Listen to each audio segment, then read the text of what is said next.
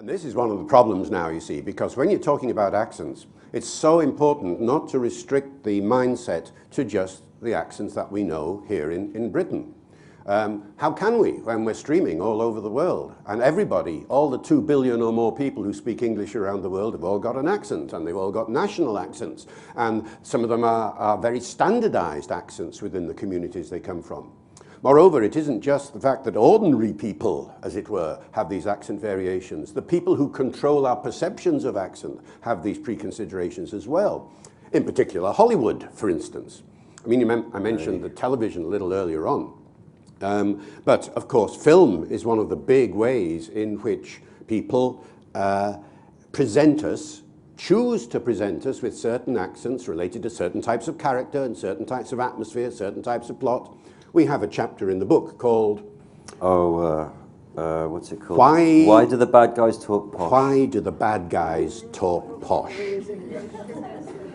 Hello, Mr. Bond.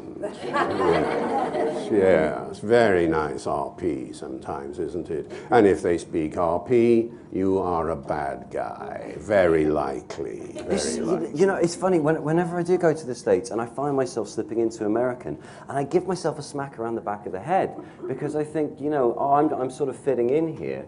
But actually, of course, if I do the Hugh Grant, hello, I'm terribly sorry. I'm awfully sorry. And you know, you used to be able to buy your way into places with that accent. Yes. But now it's not true, because you go, oh, hello, I'm terribly sorry. And they think, oh my God, he's a megalomaniac villain who has some sort of death suit and he's going to kill me with it. You know, it's true how it's changed. Yeah, it's extraordinary, isn't it? This isn't a very recent phenomenon, by the way, of course. I mean, if you go right back to the first Robin Hood film, with that famous RP speaker Errol Flynn in the title role.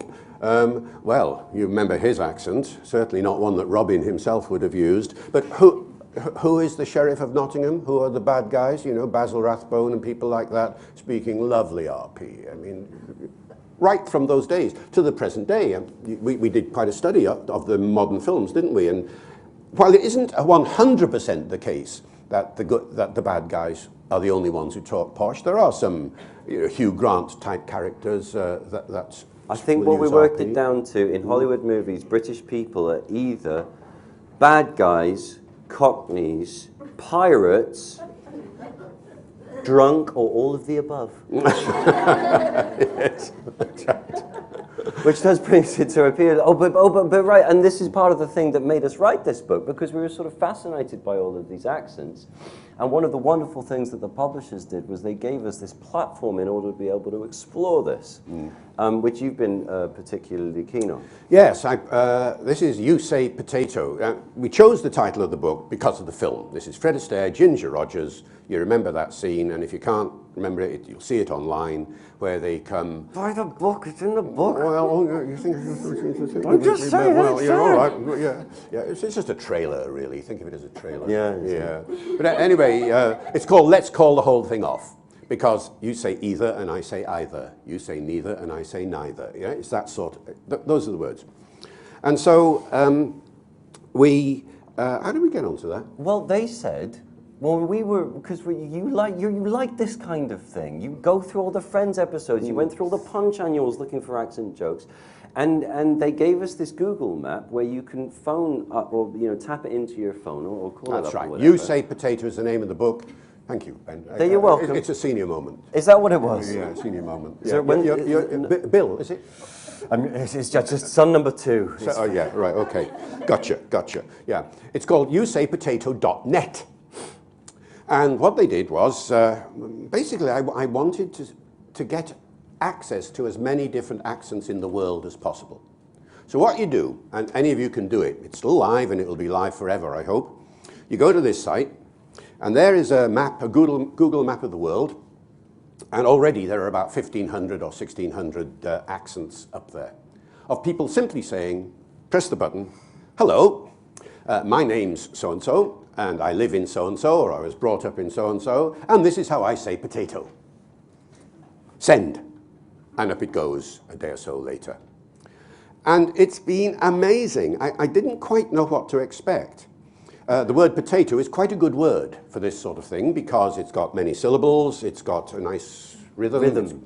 It's got varying contrasts in the vowels, possibly, so you could expect all sorts of things, couldn't you? You know, potato and potato and potato and all of these things are going to be up there.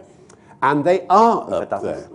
They are up there. Plus all the reduced forms of the word potato that you find when you go around the dialects of the world. We began by asking some of our famous friends to do it for us. So Stephen Fry comes on in a very Stephen Fry-like, I say, potato. Benjamin Zephaniah comes on and produces a master stroke of articulation. You know, I'm Benjamin Zephaniah, I'm from Birmingham, and this is how I say potato. But the point is, yes, these were just people to help the show get off the ground, as it were. But you all can record your potato. He is so excited about the idea of the Guinness Book World Records biggest collection of people saying the word potato. So you're in the position of teaching listening comprehension, and you want to get somebody to listen to as wide a range of accents as possible. In the old days, it was impossible without going onto Oxford Street and just listening. These days, it's so easy, partly because there are sites like ours, and ours is small at the moment compared with the real big one, IDEA. You know about IDEA? IDEA, the International Dialects of English Archive. Paul's website. Run by Paul Mayer from Kansas. And his plan is to have a recording, a good quality recording, of every English accent in the world, eventually. He's already got over 1,000 on his site. And, you know, this isn't just accent, of course, this is dialect as well. So IDEA, I-D-E-A, is another opportunity. It's a great place to go as an actor, to go and listen to an accent that you're trying to take on, especially if you can't afford to travel there. You know, if I want to go to do a Louisiana accent or whatever, I don't have to go to Louisiana, I can listen to it on Paul's website. But it also covers the one accent that you can't travel to anymore, that Dad is responsible for recreating, and that is the accent of Shakespeare.